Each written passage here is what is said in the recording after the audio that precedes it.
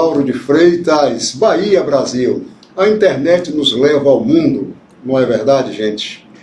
Mais um programa Sabadão da Reflexão, neste dia 14 de fevereiro de 2026. Carnaval, né? Pleno carnaval. Que Deus cuide de todos nós nesse período, né? Estamos aqui com o grande companheiro Braga News. Grande Braga! E aí, é um prazer estar aqui contigo mais uma vez. Cristina, operando aí, produzindo esse programa. Braga, começar o seguinte: economia do carnaval, quem ganha, quem perde, como é o Estado com relação a isso, quais são as polêmicas. A gente percebe que os artistas, né, os blocos, né, os trios, ganham muito dinheiro nesse período. Fala-se que a economia realmente ela é alavancada nesses períodos, entra muito dinheiro com o turismo, mas quem ganha, quem perde, como é que fica o Estado nisso? Como é que fica o povão? A gente vê o grande povo, Braga, simplesmente, né, que são aquele pessoal, coitado, que trabalha como cordeiros, aquele pessoal que vende sua cervejinha, vende seu pastel, vende sua água de cana, seu caldo de cana. Qual é o apoio que esse povo tem para isso, né, Braga? Eu acho que, infelizmente, esse povo ainda paga as suas licenças, né, e vive uma vida, diga assim, atribulada para servir ao povo. Deveria ter também, assim como existe para os grandes blocos, né, para os artistas, deveria também haver alguma possibilidade de ajuda para que esses pudessem fazer o trabalho com dignidade, barraquinhas organizadas, né? As pessoas dormem na rua, Braga. A gente vê as pessoas dormindo exatamente ali durante 3, 4, 5 dias, levando filhos, para ganhar aquele dinheirinho. Este é o carnaval. Me fale aí, você que foi um homem exatamente do carnaval, era o grande Braga, Braga Jamaica, era, diga assim, o Rastafari, né? Dos grandes cabelos. Exatamente. E aí, meu irmão, melhorou muito, mas ainda deixa a desejar. Porque é o seguinte, Carlos, eu comecei parte desse movimento, né? Pra você ter noção, quando eu cheguei aqui, eu vim de Muritiba, Recôncavo Baiano, que lancei a carreira musical aqui dentro de Salvador, e eu fui um dos diretores do Sindicato dos Músicos. E a gente tinha que parar a cidade para poder negociar cachê com a prefeitura, né? Parava mesmo. E expandi o carnaval de bairro, que era, quando eu cheguei estava em 9 ou 7, eu coloquei 21 carnaval de bairro, justamente nesse processo de descongestionar o centro de Salvador. E a degradação dos catadores de latinha, daqueles caras que limpam, era um produto mais degradado que existia, a insanidade mental por parte dos empresários. Que você vê um glamour de um trio elétrico, de toda aquela parafernália, mas aquelas pessoas que são fundamental na estrutura, que é aqueles caras que limpam, aqueles caras que catam as latinhas, aqueles vendedores. Imagine que seria uma festa dessa sem um vendedor ambulante. Aquele cara que vai com isopor nas costas, aquele cara que está ali na barraquinha. Você vê que hoje ali na Barra já fizeram uma acomodação, porque estava dentro da pista. Hoje já tem um mezanino ali onde eles executam ali as suas vendas. Ontem mesmo eu estava assistindo televisão e houve uma revolta. Eu não sei porque o teor dos ambulantes, que foi chamado polícia, foi uma série de coisas. Eles não acertam nada, mas na hora que o trabalhador reivindica, nós que viemos do sindicato, a primeira coisa que eles fazem é chamar a polícia. Uma vez no polo eu disse ao policial: você vem aqui para bater na gente, porque o patrão quer que você bata, para conter nossa manifestação. Agora, quando eu for aumentado, você também vai ser. Mas você está inibindo a minha ação de reivindicar aquilo que é o meu direito. Sempre disse isso para eles. E o policial olhou para mim e disse: rapaz, é que você tem razão. Então hoje já tem creche, já tem lugar, porque ficava ali a criança dormindo ali naquele lugar sem nenhum saneamento, aquela coisa infecta, imunda, fazia necessidade fisiológica ali, mijava e tudo. Hoje melhorou um pouco, mas tem que melhorar mais. É uma coisa, se você os tirar, digamos, eu tirei todas as camareiras, tem hotel? Se eu tirar a polícia da rua, ninguém vai para a rua. Então são fatores essenciais que precisam ser tratados com dignidade. Verdade, Braga, verdade. Eu acho o seguinte, Braga, não vamos tratar aqui exatamente dos grandes blocos, dos grandes artistas, porque esses enchem realmente os seus cofres nesse período. É muito dinheiro que entra. E há uma insensibilidade, sim. Quem está lá no palco, exatamente, no seu glamour, muitas vezes não percebe aqueles que estão lá embaixo, os chamados invisíveis. E a nossa luta é exatamente a favor dos invisíveis, né? Desses que estão ali vendendo o seu caldo de cana, né, que vai hidratar as pessoas, vendendo a sua água mineral para o grande público, aqueles que estão ali que não têm a possibilidade de estar em bloco, porque os blocos muitas vezes têm os seus serviços, né, de água, seus serviços internos ali, mas a grande multidão que não participa, a massa que não participa, mas enche as ruas e traz o glamour do carnaval com todo o seu esforço, é servido por esse povo. E você vê que, inclusive, diga assim, as licenças, né, para você vender um negócio daquele, ele está muito caro para este povo. Esse povo deveria estar organizado com suas barraquinhas, com os espaços, inclusive, dormitório, não só para as crianças, mas que houvesse uma organização onde ele tivesse segurança de deixar a sua mercadoria, a sua coisinha, porque é muito pouco que eles levam e ficam o tempo todo correndo para comprar o gelo, é o tempo todo correndo para comprar uma caixa de cerveja, para poder servir, para poder repor a sua pequena mercadoria. E esse povo, infelizmente, a gente sabe que é esquecido, está ali para servir, e o Estado, diga assim, os municípios, as prefeituras, muito pouco olha pela organização desse pessoal. Poderia se dar, inclusive, né, um material para que ele pudesse vestir, uma camiseta, alguma coisa, ser dado mesmo a esse povo, porque o dinheiro é muito. Se você olhar a Bahia Tussa, quanto é que bota de dinheiro nessa estrutura de carnaval? Mas aí que ninguém nesse país está preocupado com o trabalhador. Ninguém. Imagine você. Você tem uma voz potente, Braga, mas fale mais aqui no microfone. Você acabou de falar aí a respeito do glamour e do dinheiro que é imbuído nesse processo. Aí um cordeiro ganha R$150 para ser cordeiro. Para se matar ali segurando aquela corda, e muitas vezes os blocos demoram para pagar, tem que ter briga para que eles possam receber. Da limpeza, não chega a ganhar R$200. Você sabe o que é limpar carnaval, reciclar carnaval, um nicho de pessoas desses que tem dentro da cidade. No entanto, os hotéis estão aí 100% praticamente de ocupação, os hotéis.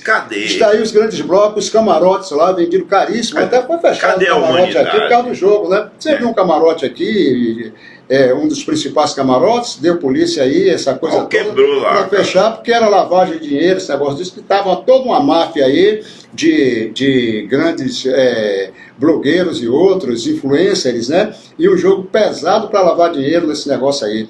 Então você percebe o seguinte, aí você fala, né? Os cordeiros como é que estão? De hoje que eu vejo os cordeiros ganhando R$150, será que não aumenta esse valor do cordeiro? Hoje de manhã mesmo. Como é que está essa questão dos cordeiros, diga assim, eles poderiam, né? Claro que o povo é muito simples, não se organizam, né? Não se organizam em associações e tudo mais, todo mundo querendo ganhar esse dinheirinho, o desemprego é grande, certo? Então, é algo exatamente que poderia ser melhor organizado, né? Mas aí que eu lhe digo, você falou uma coisa interessante. Quando eu cheguei no Sindicato do Esguzo, a gente era lá no Frei Apolônio. E quando nós mudamos ali para o edifício Temes, a gente não tinha, Praça da Sé, a gente não tinha nem o que comer, a gente ficava trabalhando dentro do sindicato. Eu tinha um potencial um pouco melhor por questão de trabalhar no polo, e eu que financiava o almoço, essa coisa toda, lá no Bar de Joel, ali no Pelourinho, e até papel eu conseguia pelos extremos. Mas aí nós nos organizamos e fomos para a rua questionar o cachê de carnaval. E eles não queriam atender nossas reivindicações, porque eles pagavam para os grandes blocos, pagavam para fulano, para Beltrano, para Ciclano, mas a gente que fazia o carnaval de bairro, eu não sei nem como é que está hoje, né? Eles não davam o devido valor, e nós tivemos que cobrar o nosso valor através das manifestações mesmo, de fazer passeata, de fazer caminhada, de parar o centro da cidade, invadir prefeitura, algumas vezes aconteceu isso, para que pudesse negociar com dignidade. Uma certa feita eles colocaram o carnaval dentro do quartel, ali nos aflitos, para que nós, sindicalistas, não tivesse acesso a sentar na mesa de negociação. E aí nós compramos 5 mil apitos e fomos para a porta do quartel. Imagine, apitando 5 mil apitos, 1.000 apitos, 2.000 apitos na porta do quartel. Eles botaram a reunião dentro do quartel dos aflitos para que nós, como músicos, não tivéssemos acesso à reunião de carnaval. E aí nós fomos pro apito e comandante, tira esse povo daqui, que eu não quero esse povo aqui não. Porque ninguém aguentava 1.000, 2.000, 3.000 apitos ali, apitando ali sequentemente. Então, Carluxo, é um ato de humanidade e de respeito ao cidadão. Hoje de manhã, eu estava ali na estação do aeroporto, não estava vindo para cá, e vi os caras chegando, velho, detonado, mano. Detonado. Cordeiro, pessoal de limpeza, né? Camisetazinha, tal. Eu não sei como é que tá os EPIs, né? Qual são o material de proteção que eles já estavam chegando, já estava vindo da folia. Então, as autoridades governamentais, seja municipal ou estadual, têm que tomar uma providência em relação a esse glamour que existe. Porque a prefeitura vai pagar 600 mil para a Ivete, 1 milhão, 2 milhões para a Ivete. E quanto se paga para os cordeiros? Quanto se paga para o limpador do chão? Então vai ficar tudo sujo, eles não vão passar? Quantas toneladas de lixo, de entulho tem ali? Então, a partir do momento que se valorizar essas pessoas, melhorou muito, mas está a desejar. Meu Braga, eu digo o seguinte, olha, pelo menos a limpeza pública é responsabilidade do órgão público. E o órgão público tem exatamente a Limpurb, que tem a responsabilidade sobre isso. Certo? Tem a responsabilidade sobre isso. Mas eles contratam terceirizado. E a Limpurb, diga assim, o sindicato da limpeza pública tem, os servidores da limpeza pública têm o seu próprio sindicato para reivindicar. As terceirizadas, claro, eles não podem se distanciar tanto do contratado, daquele que é exatamente, né? Os contratos têm que ser mais ou menos similares, né? Porque isso é exigido. Não né? porque é diária. Isso é exigido, sim. Diária. Mas quanto custa essa diária? Mas pelo menos há uma proteção disso aí. Quem se reivindicar é a empresa contratada. Sim. Mas e aqueles que são autônomos, que estão ali, que pagam a sua licença, entendeu? Que pagam a sua licença. Os cordeiros, coitados, que são contratados também, terceirizados, e muitas vezes ficam, né? Não há uma fiscalização, mesmo pelos artistas, mesmo pelos blocos, eles querem que exatamente seja feito. Mas o pessoal de limpeza, Carluxo, é terceirizado também, é um pessoal que é contratado por dia. Mas não é a Limpurb que está fazendo isso? Não, mas é contratado por dia. Que seja a Limpurb ou quem seja, é diária, meu irmão. É diária. Se fosse João Mané José que... Mas não segue as normas Limpurb para fazer isso? Eu acho que segue as normas Limpurb. Rapaz, eu queria saber, vou até saber para poder... A gente precisa saber como é que está exatamente para a gente ter propriedade. A minha defesa maior é exatamente aqueles que saem da sua casa, que são seus próprios patrões, né? E levam a sua mercadoriazinha nas costas, leva a sua latinha de cerveja, leva seu, diga assim, os seus... Hoje não tem mais isso, cara. Hoje não tem mais isso. Hoje ele vai montar a barraca lá, vai dar o espaço que ele vai trabalhar lá, e a empresa de Brahma, que for, já leva todo o produto para ele lá. Melhorou, ele não leva mais, entrega na hora ali, chega ali, vai abaixo. E as barraquinhas, como é que está funcionando? Certo? As barraquinhas, eu não sei se... Não há mais aquele cara do isopor na rua, não? Porque tem muito tempo ele é um local, se é o local da demarcação do seu espaço. Mas certo? Ele está lá com seus isoporzinhos. Sua barraca. Tem algumas barracas que já são mais padronizadas, digamos, no mezanino mesmo, você tem um mezanino, você tem seu espaço determinado ali onde você vende tudo, né? E a empresa distribuidora, quem é a patrocinadora do carnaval, que você não pode vender outro produto que não seja o produto patrocinador oficializado do carnaval. Mas aqueles pequenos eles não entregam não, mas você não entra no circuito se você não tiver... Mas você tem que buscar nos pontos dele localização. Não, eles entregam. Para ele, que é importante para eles entregar. Não é importante que o cara compre no comércio dele, é importante que o cara compre lá. Interessante. Então, para eles é interessante, que era dele que está Eu já fui muito pro carnaval lá, Braga, mas tem mais ou menos aí 15, 20 anos. Eu também estou fora do carnaval. Não tenho ido. Acompanho exatamente alguma coisa, porque a gente tem que acompanhar mesmo pela televisão, né? A gente acompanha alguma coisa para ver como é que está, até porque nós somos pessoas da informação, somos pessoas da política, somos pessoas do interesse público, né? Que nós nos interessamos pela causa pública. Mas digo para vocês o seguinte, a gente não vê muita coisa, até porque a grande mídia ele não mostra esse lado não, ele vai mostrar os grandes camarotes. Se você olhar a mídia, ele não está lá apontando para o servidor que está lá embaixo, ele não está apontando para o Para começar, meu amigo, ele não está apontando. Essas coisas até... Ele é um anonimato no meio da multidão. Essas coisas até são escondidas, né? Essas coisas até são escondidas, porque eles querem mostrar o glamour do carnaval. Mas vamos voltar para a nossa cidade. Nós tivemos aqui, diga assim, o pré-carnaval, que já aconteceu. Micareta. O Micareta, né? Mas fala-se que vai ter de novo o carnaval. Vai acontecer realmente esse carnaval? Então não é carnaval, é outra micareta. Não, não pode ser duas micaretas, porque se já houve a micareta... Amigo... Aqui na Lauro de Freitas tinha o carnaval, que era no centro da cidade. Sim. Nós, inclusive, quando estivemos na Secretaria de Cultura...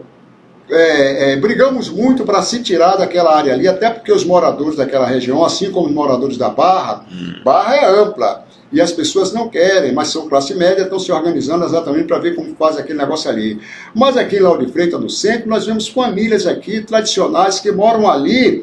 A gente chega ali na casa praticamente da família Franco, né? A mãe de Wilson Franco, aquela senhorinha ali, com mais de 90 anos, eu acho que já quase 100 anos, se não tiver um pouco mais que isso, e aquele barulho na casa ali, no centro ali, Dona Nani, todo aquele povo, com aquela zoada, aquele sofrimento, e não tem como, os trios não tem como mais passar ali, naquela convergência ali, logo após o pé do Oti, entrando ali, para sair na Unina ali, direto ali, onde mora Zé Augusto, né, o ex-vereador Zé Augusto, para fazer aquela conversão ali, os trios elétricos eram um sufoco, aqueles fios baixos, aquela coisa toda. Então, desde aquele período, a gente queria tirar o carnaval do centro, jogar o carnaval ou para Beira Rio, como a prefeita Débora fez agora no Micareta, não é isso? Ou jogar para ali, ou jogar para a Praia de Pitanga, sendo que ali no centro, sendo na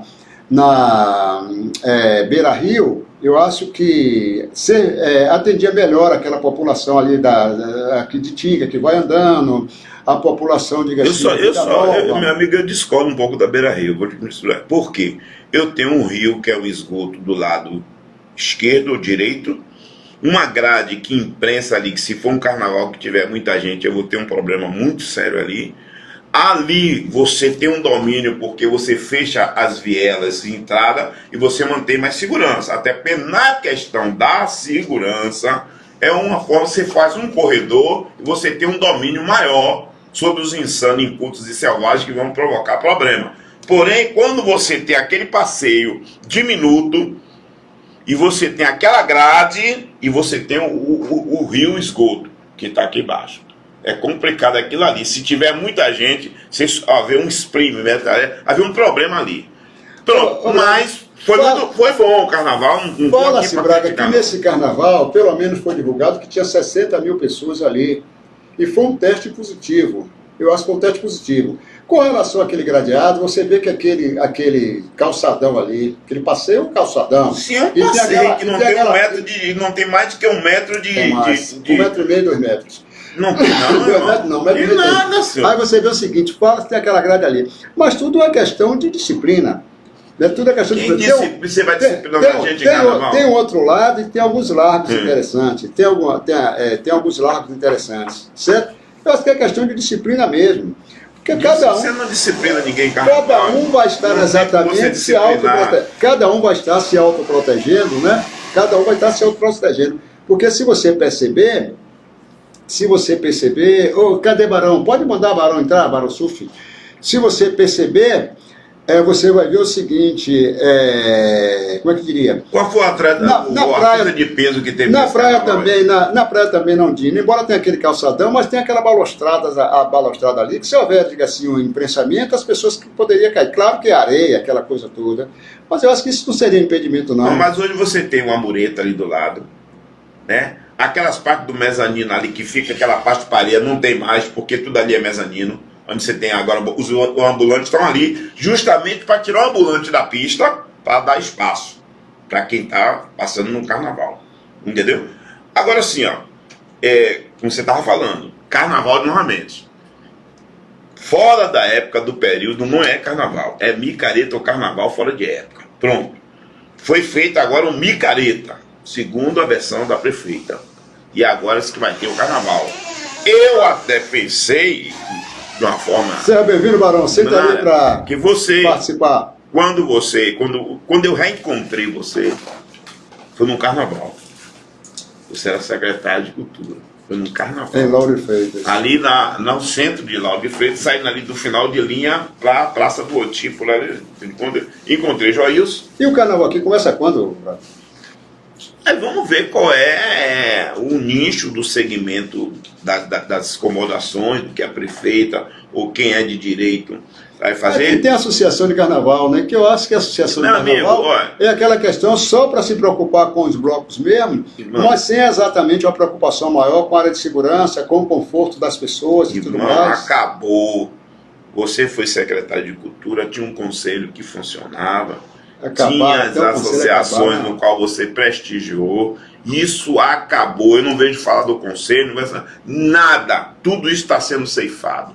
E a cultura está indo pro buraco, meu irmão, se não se tomar uma providência. Vamos ver como é que vai ser esse carnaval aqui, porque 2 carnaval. Sim. O Ministério Público está acompanhando isso.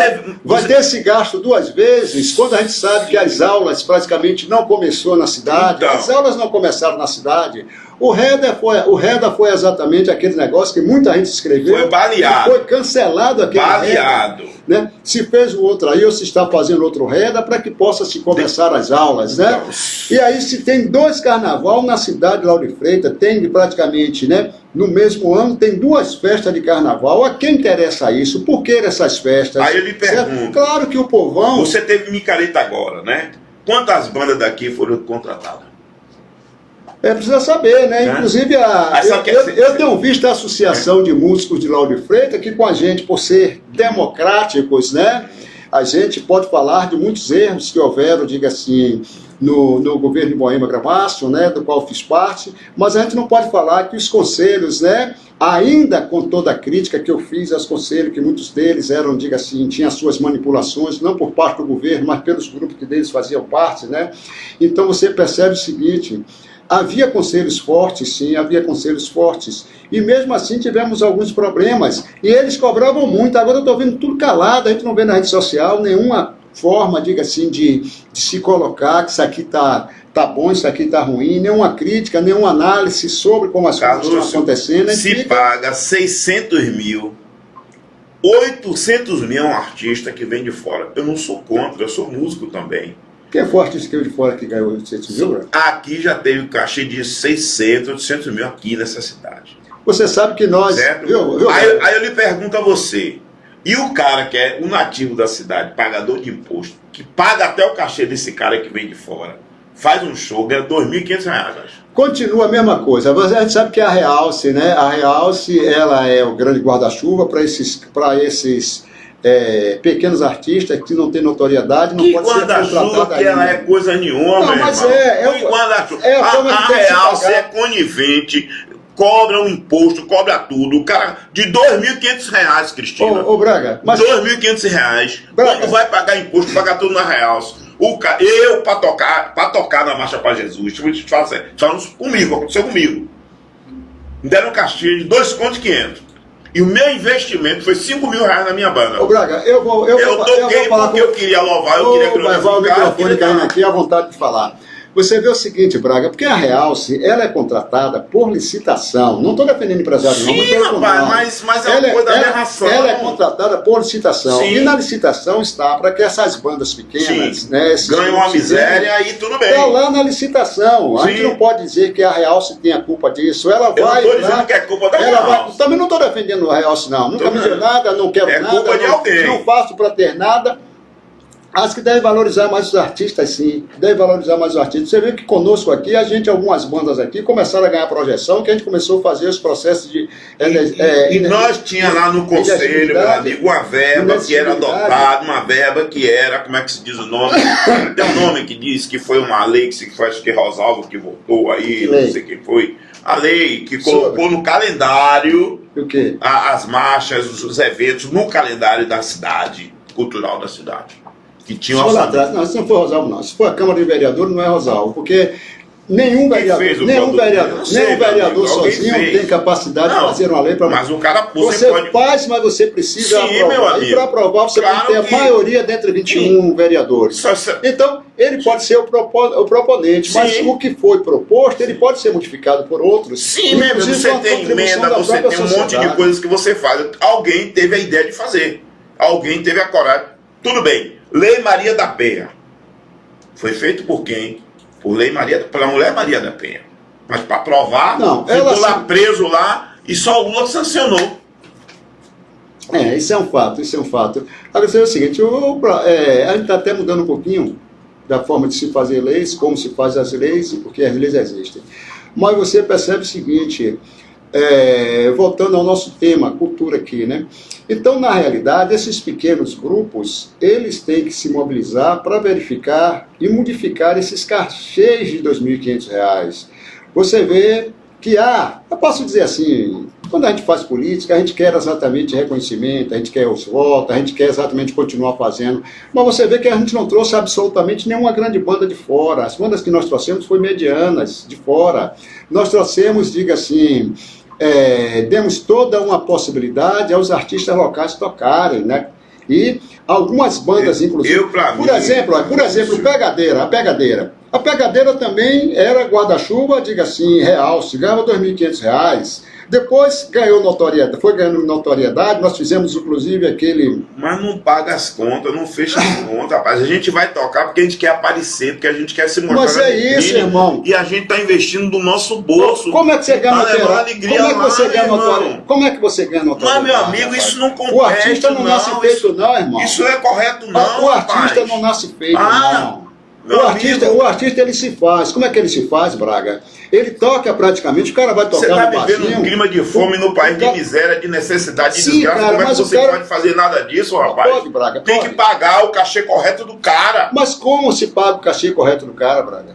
Um cachê melhor. De que forma? De forma que paga, assim como eu pago, para um que eu pago 800 mil, 900 mil, eu pago para aquele ali também. O dinheiro é meu, seu, que está sendo pago. Não é assim, Braga, não é assim. A grande questão é que, para isso, você ter um processo de contratação direta por inexigibilidade, você tem que ter notoriedade. Para você ter notoriedade, você tem que exatamente começar pequeno, né? Tirando as suas próprias notas. Você, para contratar uma banda com um cachê de 800 Pronto, reais... meu irmão, eu sou notório, com disco gravado com tudo. Sim, Braga, sim. Naquele período, 2.500 conto. Ô, Braga, você era Braga Jamaica, agora você é Braga News, agora você é Braga, você é uma outra figura. Não desfaz da minha qualidade, da minha capacidade. Não é assim, eu sou músico o tempo todo, Braga, rapaz. Não é assim, Braga. Como não é? Não é assim.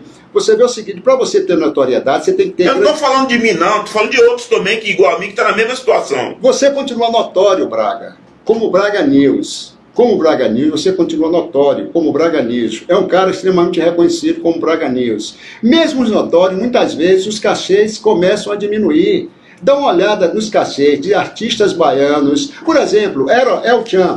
Eles tocaram, quanto era que tocava o El Chan? Vamos lá, El Chan. Ainda existe, tá aí. Quanto era o cachê? Quanto era o cachê? Eu estou falando de cachê inicial, Carlos. Pelo amor de Deus. Se o cara tá na mídia e caiu, o cachê dele cai. Eu sou empresário também, sou produtor também. O que eu estou falando, que é o artista da terra, que vive a petição de miséria para fazer alegria e recebe um cachê irrisório. Você passou pela Secretaria de Cultura e você sabe disso. Claro. E lutamos para que aquele cachê do guarda-chuva real fosse exatamente melhorado. Porque ele não tem como ser contratado ainda diretamente pelo município. A lei não permite se contratar um artista desses que estão recebendo pela Realce diretamente. Porque a lei não permite. Vai fazer exatamente o processo de inexigibilidade para você ver quais os documentos necessários. O Ministério Público não permite, a lei não permite, a lei de contratação por inexigibilidade não permite. Para isso o cara tem que ter notoriedade, tem que ter público, tem que ter mídia, certo? Ele tem que começar exatamente, né, provar que houve, para a sua contratação, ele tem que apresentar 3 notas com valores para você fazer a média de valores, pode até tirar a última nota, né? Aí você começa com tocando por R$1.000, passou R$1.000, R$2.000, R$3.000. Você vai fazer uma média das 3 notas, irmão. Você não pode pegar um cara que está começando agora, dar R$100.000 ele para tocar, que o cara começou agora. Cadê exatamente o processo, exatamente, que comprove que ele tem notoriedade? Eu não estou chegando nessa parcela de R$100 mil, R$200 mil. Sim, eu estou chegando num cachê racional, certo? Porque se vocês tem... como vereadores, os vereadores que estão aí... Não é o vereador que faz certo? isso, não, vocês como vereadores podem votar a lei, podem argumentar e resolver essa questão, irmão. E isso não é coisa, não é crime insolúvel, não. Ô, irmão, quer que eu diga a você um negócio? O grande erro está exatamente no contrato de licitação feito. Se ganha o menor preço, o contrato de licitação, se ganha é custo-benefício. Aí você vê o seguinte, se ganha o menor preço. Por quê? Porque nessa situação nem outra empresa se interessa, só a Realce se interessa em ganhar esse contrato aqui e fica nesse valorzinho. É porque exatamente tem quem se sujeite a tocar por esse valor e na hora da licitação não briga, não vai para cima, não aperta. Sim, a prefeitura. A prefeitura vai pagar a prefeitura vai pagar aquilo que que acha que é menor preço e atende a sua demanda, atende a sua necessidade, que é a contratação dos pequenos artistas. Pronto. Certo? Aí você vê o seguinte, o cara vai tocar no barzinho, ele ganha R$200 para tocar no barzinho, 2 horas, às vezes fica 3 horas tocando no barzinho. Isso aí, serve ele como vai, parâmetro, aí, meu não irmão. serve como parâmetro, não. Aí quando ele vai tocar por R$2.000, ele aceita. Sim, não é nem R$2.500. Você está falando de um cara que toca no barzinho, ele mais um, e eu estou falando de um cara que vai botar uma banda lá, que vai botar um guitarrista, um baixista. Ele aceita. No dia que essas bandas... Sabe que ele aceita? Assim, no dia que essas bandas disserem... Sim, ele não estão nem aí para ele. Meu amigo, no dia que eles disserem que não aceitam, no dia que eles não aceitarem, sabe o que é que vai acontecer? A prefeitura vai ter que ter os artistas para tocar. A sociedade está solicitando que se toque, mas os caras não querem tocar com aquele carnê, com aquele cachê. Aí exatamente vai se parar e vai dizer, poxa, não dá mais para ser isso aqui. Isso é organização social, irmão. Todos têm que se organizar. Os músicos, tem o sindicato dos músicos, são organizados e toca. Você vê o seguinte, os caras que trocam em grandes bandas, eles sabem exatamente quanto é a tocada deles ali, quanto é a participação deles. Porque há exatamente valores estabelecidos para que aquele saxofonista possa tocar, para aquele acordeonista possa tocar. A gente só... Agora, se a tabela, meu irmão, lá tem uma tabela de cachê lá de Agora sim, a gente lá para tocar, se você acompanhar a história aí, o Sindicato dos Músicos tinha peso, que parava a cidade. Parava, e tinha que o prefeito sentar, tinha que negociar com a gente. E uma das coisas mais escrotas que aconteceu com a gente foi quando o seu Gilberto Gil foi vereador. Que nós procuramos ele para interceder a nosso favor, ele virou as costas pra gente. E ele foi. Virou, meu irmão. Eu tava lá na comissão, certo? Nilo Coelho, chamado de Nilo Boi, quando nos recebeu na TV Aratu. Naquela época deu uma verba de, se fosse pelo cachê de hoje, 600 e poucos mil. O Sindicato dos Músicos. Fábio Croesi, logo depois de carnaval. O irmão de Vinícius foi presidente de carnaval. Aqui, Lauro Freitas. Da Mata. Vamos trazer para Lauro Freitas. Aqui, Lauro Freitas, o Fábio Croesi é presidente dos sindicatos da Associação de Músicos Lauro Freitas. Nós vamos convidá-lo aqui para trocar essa ideia. Aí começa e nós precisamos saber exatamente se ainda existe, diga assim, a organização de carnaval, o centro, né? A Associação Carnavalesca, quem é que está presidindo agora? Se ainda é Bel Carnaval, aquele rapaz, quem é que está na presidência?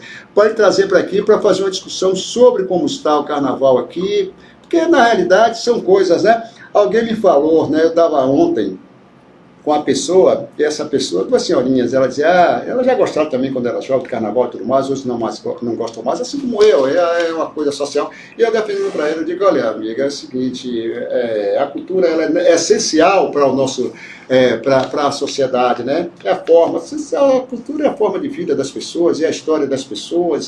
Fatores econômicos, cultural econômico, gera dinheiro. Eu estou trazendo exatamente a cultura em si, né? Não sei trazer a questão do dinheiro, estou falando para ela sobre a cultura, a necessidade da cultura, que ela estava falando sobre a necessidade de investimentos, porque botava tanto dinheiro e não botava ali, botava ali. Ele disse, olha, nesse período de carnaval, a gente não imagina, por isso que ele trouxe essa discussão aqui. Os pequenos ganham pouco ou quase nada, só é cultura agricultura de subsistência mesmo, é economia de subsistência, mas os grandes ganham. Se nós olharmos os hotéis, que ficam muitos períodos do ano, estão vazios, né, com suas, diga assim,